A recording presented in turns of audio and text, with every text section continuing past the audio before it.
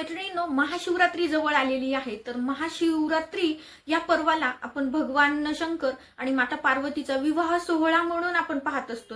या दिवशी त्यांचा विवाह संपन्न झाला म्हणून हा सण आपण साजरा करतो. हा हिंदू धर्मामधला अनन्यसाधारण महत्त्व असणारा ब्रह्मांडातला सगळ्यात मोठा सोहळा, ब्रह्मांडातलं सगळ्यात मोठं सेलिब्रेशन म्हणायला काहीच हरकत नाही. हे महाशिवरात्रीचं पर्व आहे. तर ह्या दिवशी माता पार्वतीने म्हणजे कठोर तपश्चर्या करून भगवान शंकरांना प्राप्त केलेलं आहे.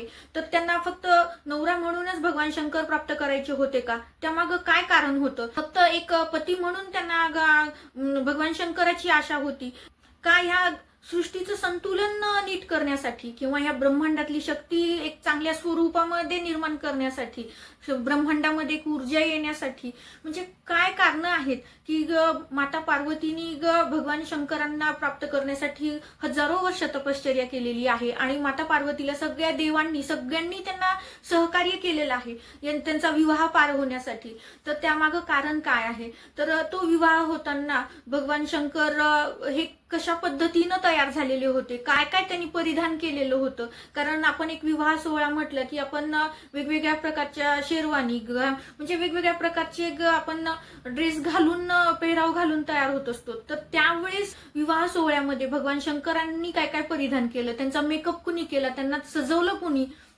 आणि भगवान शंकरांच्या विवाहामध्ये भूत प्रेत पिशाच हे सुद्धा का सहभागी झाले, भूत प्रेत पिशाच्यांनी त्यांचा तयार कसं केलं, आणि ते तयार होऊन जेव्हा त्यांची वरात त्यांच्या सासरवाडीमध्ये म्हणजे पार्वतीच्या घरी गेली, हिमालय राजाच्या दारामध्ये उभी होती, तर त्यावेळेस ते पाहून, ती वरात पाहून कुणाला दुःख झालं किंवा कुणाला कोण चक्कर येऊन पडलं, आणि नंतर मग ह्या लग्नाला विरोध कसा भेटला आणि त्या विरोधाचं पुन्हा होकारामध्ये परिवर्तन कसं झालं, या सगळ्या माहितीचा आजचा व्हिडिओ आहे. कारण भगवान शंकर हे एक शांत स्वरूपाचे, प्रेमळ स्वरूपाचे देव आहेत की जे नकळतपणे अनावधानाने जर आपल्याकडून त्यांची सेवा झाली तर ते आपला त्यांचा भक्त मानून आपल्याला त्यांची कृपादृष्टी आपल्याला एवढी प्राप्त होते की आपल्या आयुष्यामध्ये कशाची उणीव भासत नाही. तर अशा या भगवान शंकराचं महाशिवरात्रीचं पर्वाचं आणखीन कुठली कथा आहे किंवा म्हणजे भगवान शंकर हे आदी आहेत, अनंत आहेत असं आपण म्हणत असतो. तर कारण आपण आपल्या सगळ्यांना हा जन्म भेटला तर एक दिवस आपण मरणार आहोत, असं म्हणतो की मृत्यू हा अटळ आहे. परंतु भगवान शंकर हे असे एक देव आहेत की ज्याचा आपल्याला आधी माहित नाही आणि अंतही माहित नाही. अशा ह्या शिवाचं आपल्याला महाशिवरात्रीच्या दिवशीची वेगळी कथा काय आहे, तो आदी आणि अनंत आहे हे कसं मान्य झालेलं आहे, ही म्हणजे ज्या कथा तुमच्या ऐकण्यात कधी आलेल्या नाहीत किंवा बऱ्याच जणांनी ऐकल्याही असतील आणि काहींच्या ऐकण्यात सुद्धा नसतील, तर ती कथा कोणती आहे ही माहिती मी आजच्या व्हिडिओमध्ये देणार आहे. कारण एक वेळ आपण सगळं काही नाश होऊ शकतं, परंतु शेवटी जो चिरकाल राहणारा आहे ते आदी अनंत भगवान शंकर राहणार आहेत. तर ह्या भगवान शंकरांची ही सगळी माहिती व्हिडिओ स्किप न करता तुम्ही पहा, तर निश्चितच तुम्हाला सुद्धा महाशिवरात्री हा पर्व कधीपासून साजरा होतोय किंवा महाशिवरात्रीला भगवान शंकराच्या लग्नामध्ये सगळ्या प्रकारचे म्हणजे देव, गंधर्व, दानव आणि त्यासोबतच असुर, प्रेत, पिशाच हे सगळे जण का सहभागी झाले, ह्या सगळ्या गोष्टीची माहिती तुम्हाला ह्या एकाच व्हिडिओत मिळणार आहे. व्हिडिओ थोडासा मोठा होईल पण व्हिडिओ स्किप न करता पहा, कारण तुम्हाला बरीच सारी महाशिवरात्री बद्दलची माहिती कळणार आहे. श्री स्वामी समर्थ, दंडवत आणि प्रणाम. मी रेखा जगदंबे, माझ्या युट्यूब चॅनलमध्ये मी तुमचं अगदी मनापासून स्वागत करते आणि आजचा दिवस तुमचा शुभ जाओ अशी महाराजांच्या चरणी प्रार्थना करते आणि आजच्या आपल्या नवीन विषयाला मी सुरुवात करते. मैत्रिणींनो, जवळच महाशिवरात्री आलेली आहे. आता महाशिवरात्री म्हटलं की आपण असं म्हणतो ब्रह्मांडातला सगळ्यात मोठा विवाह सोहळा, एक सेलिब्रेशन, ब्रह्मांडातलं सगळ्यात मोठं सेलिब्रेशन म्हणजे काय, तर महाशिवरात्री. म्हणजे आधी सुद्धा कधी एवढा मोठा विवाह सोहळा झालेला नाही किंवा पुढे सुद्धा कधी होणार नाही. हजारो वर्षापासून आपण हा सोहळा झालेला दिवस म्हणजे महाशिवरात्री, हजारो वर्षापासून हा दिवस आपण पाळतो. हजारो वर्षांपर्यंत पुढे सुद्धा आपण महाशिवरात्री साजरी कराल. तर ह्या महाशिवरात्री साजरी करण्यामागं म्हणजे पार्वतीने अखंड म्हणजे खूप कठोर तपश्चर्या करून भगवान शंकरांना मिळवलेलं आहे. तर ह्या भगवान शंकरांचं जे आपण म्हणतो की आधीही नाही आणि अंतही नाही, म्हणजे प्रारंभही नाही आणि शेवटही नाही, तो शिव. तर ह्या शिवाची निर्मिती म्हणजे हे शिव आहे, हे शिव तत्व कसं आपण आपल्या समोर आलेलं आहे, किंवा हे सगळ्यात श्रेष्ठ म्हणजे ज्याची सुरुवातही नाही, ज्याचं शेवटही नाही, ते शिव आपल्या महाशिवरात्रीच्या दिवशी प्रकट झालेले आहेत, ईश स्वरूपात ते प्रकट झालेले आहेत. म्हणून हा दिवस आपण महाशिवरात्री म्हणून साजरा करतो. म्हणजे विवाहाचीच कथा नाही, तर ईश स्वरूपामध्ये जेव्हा भगवान शिव आलेले आहेत, तर तो दिवस आहे. म्हणजे त्यांचा जन्मदिवस म्हणायलाही हरकत नाही. तर हा जन्मदिवस कसा सुरू झालेला आहे याबद्दलची मी कथा सांगते, जी स्कंद पुराणातून ही कथा आलेली आहे. तर स्कंद पुराणामध्ये असं सांगितलेलं आहे की आपण असं म्हणतो की ब्रह्म विष्णू महेश्वर हे तिघ जण या सृष्टीचं संतुलन करतात. तर हे संतुलन करत असताना एकदा ब्रह्मा आणि विष्णूला त्यांना गर्व आला की सगळ्यात श्रेष्ठ कोण. तर ब्रह्मांना वाटत होतं की सगळ्यात श्रेष्ठ मी आहे, आणि विष्णूंना वाटत होतं की त्यांच्यापेक्षाही श्रेष्ठ मी आहे, म्हणजे ह्या ब्रह्मांडामध्ये सगळ्यात श्रेष्ठ मीच आहे, हा अहंकार त्या दोघांमध्ये निर्माण झाला. तर त्या अहंकारातून मग जेव्हा एक शून्याच्या गर्भातून एक प्रकाशपुंज बाहेर आलं, आणि ह्या प्रकाशपुंजाच्या माध्यमातून म्हणजेच आपल्या भगवान शिवाची ईश स्वरूपामध्ये ते प्रकट झाले, एक प्रकाशपुंजाच्या स्वरूपात ते प्रकट झाले. आणि या दोघांच्या वादाला एक न्याय मिळावा, किंवा या दोघांचा वाद संपावा, त्यांच्यातला अहंकार जावा, तरच आपल्याला शिव प्राप्त होऊ शकतो, हे त्यांना सांगायचं होतं. आणि ते त्या प्रकाशपुंजाच्या स्वरूपात आले, आणि त्यांना सांगितलं की परमब्रह्म मी आहे, सगळ्यात मोठा श्रेष्ठ मी आहे, ब्रह्माजी तुम्ही पण नाही, आणि भगवान विष्णू तुम्ही पण नाही, तर तुमच्यापेक्षाही श्रेष्ठ मी आहे.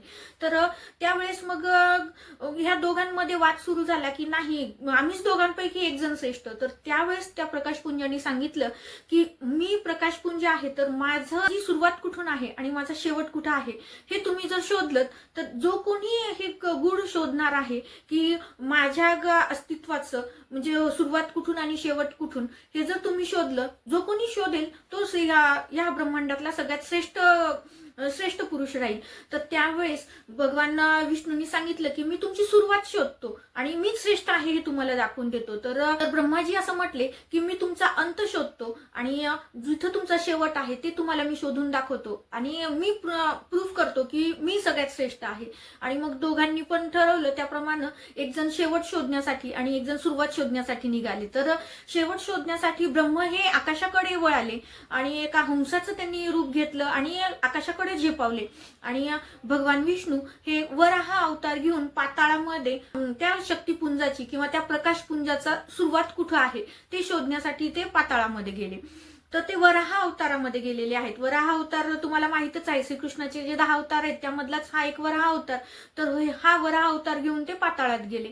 तर हे त्यांनी खूप शोधाशोध केली. यांनी सुरुवात शोधत होते आणि ब्रह्माजी शेवट शोधत होते. आणि मग बराच वेळ फिरल्यानंतर त्यांना शेवट सापडत नव्हता, यांना सुरुवात सापडत नव्हती. तर अशा वेळेस ब्रह्मानी एक शक्कल लढवली, आणि ब्रह्मांना तेवढ्यामध्ये एक केतकीचं फुल भेटलं, आणि या केतकीच्या फुलाला ब्रह्मांनी कन्व्हिन्स केलं, आपल्या भाषेमध्ये कन्व्हिन्स केलं.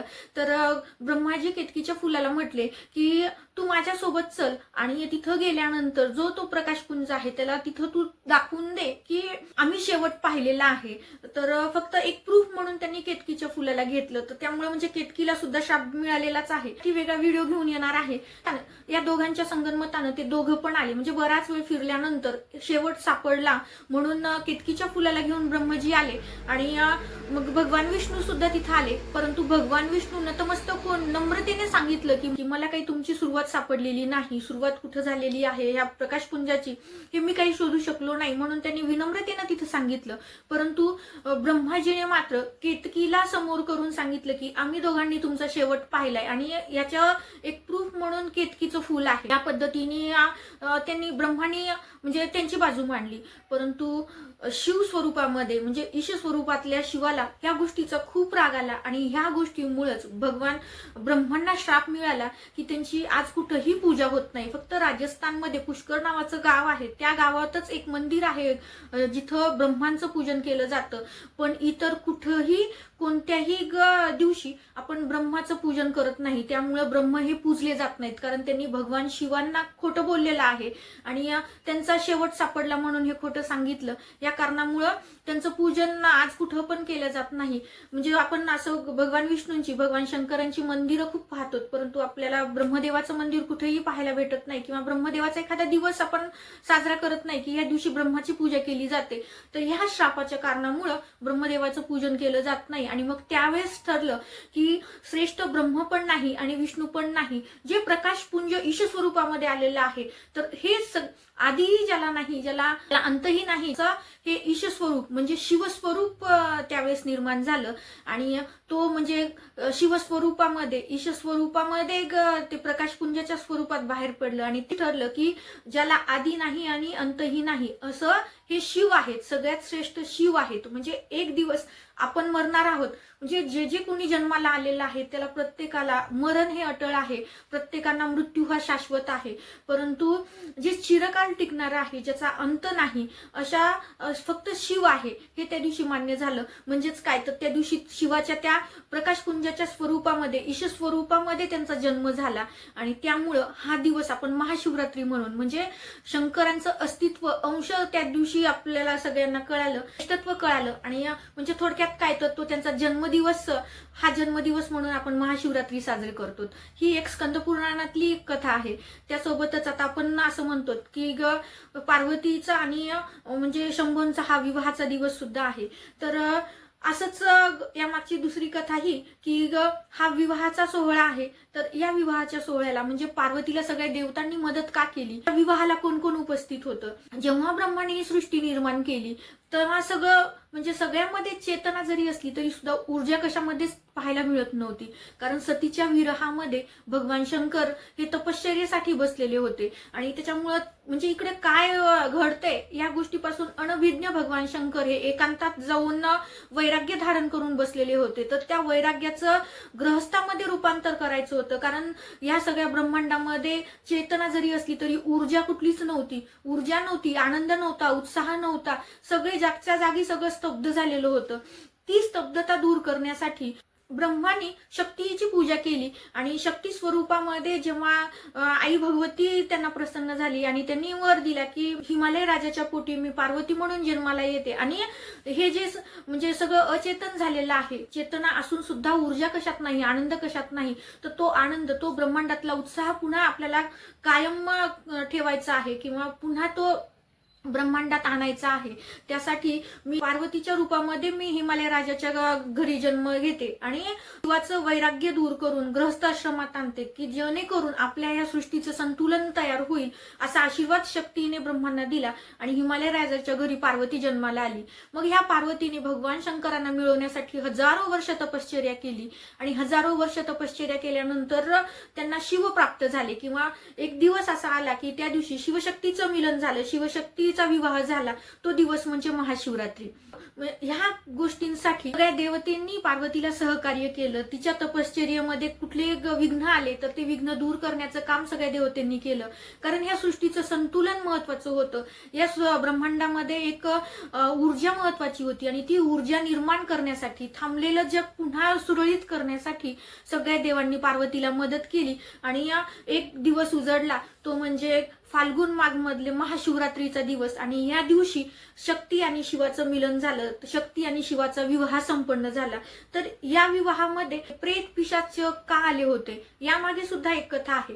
ती अशी की जेव्हा भगवान श्रीरामाचा विवाह सोहळा चालू होता तर त्यावेळेस म्हणजे सगळेजण आनंदात होते. आणि देव, गंधर्व, राक्षस, पिशाच, भूत हे सगळे जण विवाहासाठी आले. परंतु इंद्रदेवांनी त्यांचं वज्र दाखवून जे प्रेत, पिशाच म्हणजे शिवाचे जे गण होते ह्या सगळ्यांना वज्राची भीती दाखवून त्यांनी काढून टाकलं. आणि विवाहाला उपस्थित राहू नये म्हणून त्यांना बाहेर काढण्यात आलं. तर त्यावेळेस जे प्रेत, पिशाच गण किंवा राक्षस जे होते ते एका साईडला थांबून म्हणजे दुःखात होते की आम्हाला भगवान श्रीरामाच्या लग्नाला हजर उपस्थित राहता येत नाही. तर त्यावेळेस इंद्राने त्यांना सांगितलं की तुम्ही ज्या ठिकाणी जाता तिथं अशुभ कार्य होतं, त्यामुळे तुम्ही काही इथं हे शुभ कार्य आहे आणि तिथं तुम्ही उपस्थित राहू शकत नाही, त्याच्यामुळे तुम्ही या लग्नाच्या मंडपापासून किंवा या सोहळ्यापासून तुम्ही लांब जा. इतर देवांना सुद्धा श्रीरामाच्या लग्नाचं आमंत्रण होतं, त्याच पद्धतीनं भगवान शिवांना सुद्धा होतं. होतं.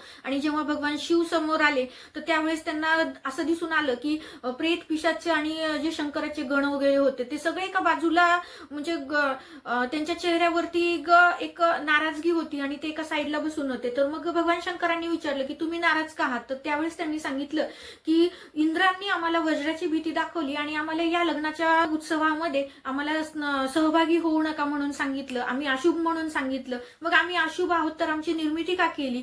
म्हणजे हे त्यांनी दुःख भगवान शंकरांना सांगितलं. तर त्यावेळेस शिवांनी सांगितलं की ठीक आहे, तुमचा हे जे दुःख आहे ते तुम्ही माझ्या लग्नाच्या वेळेस तुम्ही माझ्या लग्नाला उपस्थित राहा आणि हा आनंद उत्सव तुम्ही साजरा करू शकता, परंतु तो माझ्या लग्नाच्या वेळेस. आता तुम्हाला इथून काढून टाकलं तर तुम्ही जा, परंतु माझ्या विवाहाच्या वेळी मात्र तुम्ही सहभागी व्हायचंय. या गोष्टीचं वचनबद्ध शिव होते. त्यामुळं पार्वती आणि भगवान शिवाच्या लग्नाच्या वेळेस असं म्हणतात की सगळी प्रेत पिशाच हे सगळे एक वराती म्हणून भगवान शंकरासोबत उपस्थित होते. त्यामुळं म्हणजे आता तुम्ही म्हणाल की भगवान शिवाचं लग्न आधी झालं का रामायण काळामध्ये श्रीरामाचं लग्न आधी झालं? तर हे एक कालचक्र आहे. आणि कालचक्र म्हणजे काय? तर चक्र म्हटलं की एक वलय आलं आणि वलयावरती प्रत्येक बिंदूंनी जोडून ते वलय तयार होतं. जेव्हा आपण जेव्हा त्रिज्या काढत असतो, एका वर्तुळाला जेव्हा त्रिज्या काढतो तर ते प्रत्येक एका बिंदूला जोडून असतं, तर ते अनेक बिंदूंनी ते वलय तयार होतं. त्याच पद्धतीनं ह्या कालचक्रामध्ये सुद्धा अनेक युग आलेली आहेत. मग ही वेगवेगळी युग ही यांचं रिपिटेशन होतं. तर त्याच्यामुळं म्हणजे ह्या कालचक्राच्या गणनेनुसार म्हणजे शिवाचं लग्न आणि असं रामाचं लग्न हे तुम्ही समजून घेऊ शकता. अनेक युग आलेले आहेत आणि अनेक युगानंतर म्हणजे शिवाच्या रामाच्या त्या विवाहानंतर परत शंभूंचा विवाह म्हणजे ह्या कालचक्राच्या गणनेमुळं ह्या गोष्टी घडून आलेल्या आहेत. याची सुद्धा म्हणजे काही वर्णन आपल्याला पुराणामध्ये पौराणिक कथेमध्ये वगैरे मिळतात. तर त्या ह्याच्यानुसार मग हे शिवांनी हे प्रेतांना पिशाच्यांना एक आश्वासन दिलेलं होतं. शिवांनी ह्या सगळ्यांना त्यावेळेस आमंत्रित केलेलं होतं, म्हणून त्यांच्या विवाहामध्ये भूत प्रेत पिशाच हे सगळे वरातीमध्ये सामील होते. मग आता प्रश्न आला ते भगवान शंकरांना म्हणजे त्यांच्या विवाहाच्या दिवशी महाशिवरात्रीच्या दिवशी त्यांना सजवलं कुणी? तर या प्रेत पिशाच भूत गण हे ह्या सगळ्यांनी भगवान शिवांना सजवलं. तर त्यांना सजवलं कसं? तर आपण एक लग्नाचा पेहराव म्हटलं की शेरवानी घालतो किंवा जॅकेट कोट. आता प्रत्येकांच्या आपापल्या आवडीनुसार आपण कपडे परिधान करतो किंवा नवरदेवाला सजवतो. तर ह्या भगवान शिवांना ह्या नवरदेवाला त्यांच्या सगळ्या गणांनी, त्यांच्या सगळ्या भूत प्रेत पिशाच डाकिनी यक्षिणी ह्या सगळ्यांनी त्यांना सजवलं. तर यांना सजवताना त्यांना काय घालून सजवलं? तर त्यांच्या गळ्यामध्ये 5 मुख असलेला नाग घातला. ज्या पद्धतीनं मोत्यांच्या पुष्पांच्या माळा असतात त्या पद्धतीनं 5 मुख असलेला सापानी त्यांना गळ्याला पूर्ण वेढून घेतलं आणि तो त्यांचा अलंकार झाला. त्यांच्या डोक्यावरती ज्या जटा होत्या त्या जटांनाच आकार देत त्यांचा मुकुट बनवलं. त्यासोबतच त्यांच्या 2 कानामध्ये 2 विंचू टाकले आणि ते विंचूनी त्यांना कानातले घातले. म्हणजे अशा ह्या पद्धतीनं म्हणजे माणसांच्या मुंडक्यांच्या माळा जे काही आता भगवान शंकर हे स्मशानवासी आहेत, तर त्यांचे अलंकार सुद्धा स्मशानातले असतात. त्याच्यामुळं या पद्धतीनं त्यांचा मेकअप केला तर त्यांचं तेज एवढं म्हणजे सगळीकडे सभोवताल पसरत होतं की देवता जेव्हा त्यांना पाहायला आले की आता आपल्याला वरात काढायची आहे, तर चला आता आपल्याला जायचंय पार्वतीच्या घरी, हिमालय राजाच्या घरी. तर त्यावेळेस देवांनी जेव्हा शिवाकडे पाहिलं तर शिवाचं ते तेज पाहून म्हणजे या स्वरूपातल्या त्यांचा मेकअप पाहून, या स्वरूपातली त्यांची तयारी पाहून त्यांचं एवढं तेज होतं की त्या तेजाने लगेच पाहिल्याबरोबर देवतेंनी डोळ्यावरती असा हात केला की त्यांचं ते तेज ते पाहू शकत नव्हते. तर ही गोष्ट ही शिवाच्या गणाच्या लक्षात आली आणि मग लगेच तो गण एका स्मशानभूमीत गेला आणि नुकतेच मरण पावलेले ज्या डेड बॉड्या होत्या, जे तिथं रक्षा झालेली होती, ती रक्षा घेऊन आले आणि ते पूर्ण शंभूंना त्याचं विलेपन केलं. शंभूंना ते लावलं की जेणेकरून त्या लेपनामुळं तो प्रकाश जास्त निघणार नाही आणि कुणाचे डोळे दिपवणार नाहीत. यासाठी म्हणजे त्यांना भस्म सगळीकडे लावलं आणि मग ती वरात निघाली. तर पहिल्यांदा मग आता सगळे देवगण समोर होते, देवगंधर्व समोर आणि माग मग भूत प्रेत पिशाच यक्षिणी डाकिनी ह्या सगळ्यांसोबत भगवान शंकर होते आणि ही वरात निघाली. जेव्हा ती हिमालय राजाच्या घरासमोर वरात गेली तर त्यावेळी त्यावेळेस म्हणजे सगळ्यांना एवढा आनंद झाला की वेगवेगळे देव गंधर्व त्यांच्या समोर येत होते आणि त्यांचं सौंदर्य हे खूप, त्यांचं सौंदर्य पाहून म्हणजे वरातीतले लोक एवढे सुंदर आहेत तर नवरदेव किती सुंदर आहे म्हणून सगळे त्या घरची लोक खुश झाली. आणि त्यानंतर जेव्हा मग मैनावतीला, म्हणजे मैनावती म्हणजे हिमालय राजाची राणी, तर आणि माता पार्वतीची आई, हिला सगळ्यांनी निरोप दिला की वरात दारात आली आणि एवढे सुंदर सुंदर लोक आहेत वरातीमध्ये, तर नवरदेव किती सुंदर असेल. ते ऐकल्यानंतर तिला सुद्धा उत्साह झाला आणि ती सुद्धा बाहेर आली पाहण्यासाठी की नवरदेव कसा दिसतोय.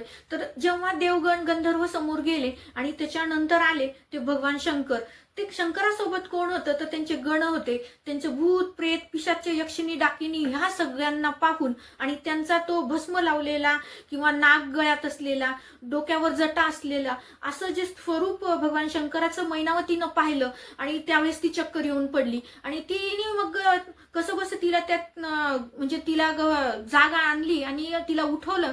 ती उठल्यानंतर तिने ह्या लग्नाला विरोध केला की मी माझी इतकी सुंदर कन्या, एक राजकन्या, मी अशा माणसाला नाही देऊ शकत की स्मशानात राहतो तर राहतो, ह्याच्यासोबत सगळे भूत प्रेत पिशाच्चे आहेत, ह्याचं सौंदर्य म्हणजे यांना मोती माळा सोनं चांदी हे कुठल्याचा अलंकार नाही, तर हा नागाचा अलंकार, विंचवाचा अलंकार म्हणून परिधान करतो, तर त्याला मी माझी मुलगी देणार नाही.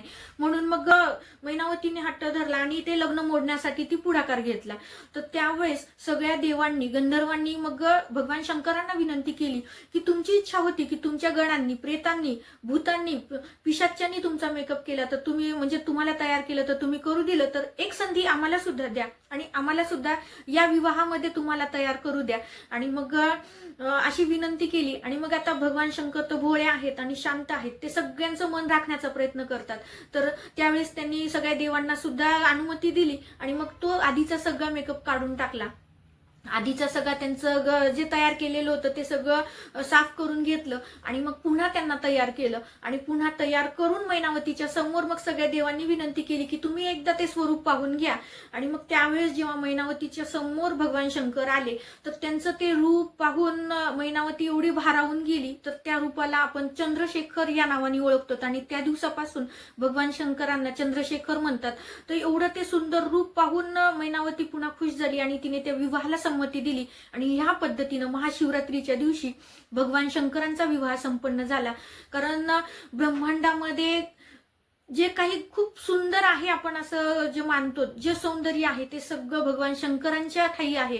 त्याच्यामुळं ते सुंदर स्वरूप पाहून मैनावती सुद्धा सुखावली आणि तिने आपला मुलीचा हात, पार्वतीचा हात भगवान शंकरांना सोपवला. तो दिवस म्हणजे महाशिवरात्री. ह्या पद्धतीने मग म्हणजे भगवान शंकर आणि पार्वतीचा विवाह झाला म्हणून आपण महाशिवरात्री साजरी करतो. त्यासोबतच एक अशी कथा आहे की असं म्हणतात की बऱ्याच कालावधीपूर्वी एक चंद्रभानू नावाचा एक शिकारी होता. तर तो शिकारी आणि म्हणजे बरंच गावातल्यांकडून कर्ज घेतलेलं होतं आणि तो कर्ज फेडत नव्हता. तर गावातल्या सगळ्यांनी ठरवलं की कर्ज बुडवल्यानंतर काहीतरी शिक्षा आपल्याला प्राप्त होते, सगळ्यांनाच कळायला हवं. कुणीही कर्ज कुणाकडून घेतलं तर ते परत करायला हवं. त्यासाठी त्यांनी त्या शिकाऱ्याला, तो कर्ज फेडत नव्हता म्हणून त्याला शिक्षा केली. शिक्षा काय केली तर त्याला एका झाडाखाली बांधलं. तर ते झाड होतं बेलाचं. तर त्या झाडाखाली त्याला दिवसभर बांधून उपाशी ठेवलं. पण शेवटी त्याला सुद्धा शिकारी असल्या कारणानं त्याला शिकार करणं आवश्यक होतं. त्या घरच्यांना खाऊ घालणं ही एक त्याची जबाबदारी होती. तर त्याला जरी शिक्षा झालेली असली तरी सुद्धा फक्त शिक्षा म्हणजे काय तर सगळ्यांना एक म्हणजे जाणीव असावी की कर्ज नाही फेडलं तर आपल्याला अशा त्रास होऊ शकतो, त्याच्यामुळे सगळ्यांनी कर्ज फेडावं हा एक त्यांनी दाखला दिलेला होता की नाही फेडलं तर असं होऊ शकतं. म्हणून त्या दिवशी त्या शिकाऱ्याला शिक्षा केली आणि दिवसभर झाडाला बांधून ठेवलं. मग आता संध्याकाळ झाली. सगळे म्हणजे गावातले गावकरी जे होते ते सभोवताल त्याच्या बसून होते. परंतु काही काळ झाल्यानंतर प्रत्येक जण आपापल्या कामाला गेला आणि मग सायंकाळ झाल्यानंतर मग आता ह्याला वेध लागले होते ते घरी शिकार घेऊन जाण्याचे. आता शिकार तर भेटलेली नव्हती. दिवसभर झाडाखाली उभा टाकून थकलेला होता आणि त्या दिवशी होती महाशिवरात्री आणि गावात सगळीकडे शिवनामाचा जप सुरू होता. तर तो झाडाखाली स्तब्ध उभा टाकून त्याच्या कानावरती तो सतत शिवनामाचा जप त्याच्या कानावरती पडत होता. मग जेव्हा संध्याकाळ झाली तेव्हा लोकांचं लक्ष इकडे तिकडे गेलं की त्याने पटकन आपल्याला बांधलेली दोरी सोडून घेतली आणि झाडावर चढून बसला. रात्री काही वन्य प्राणी आले तर म्हणजे आपण शिकार करायच्या ऐवजी तेच आपणच आपलीच शिकार करेल या भीतीने पण तो झाडावर चढून बसला.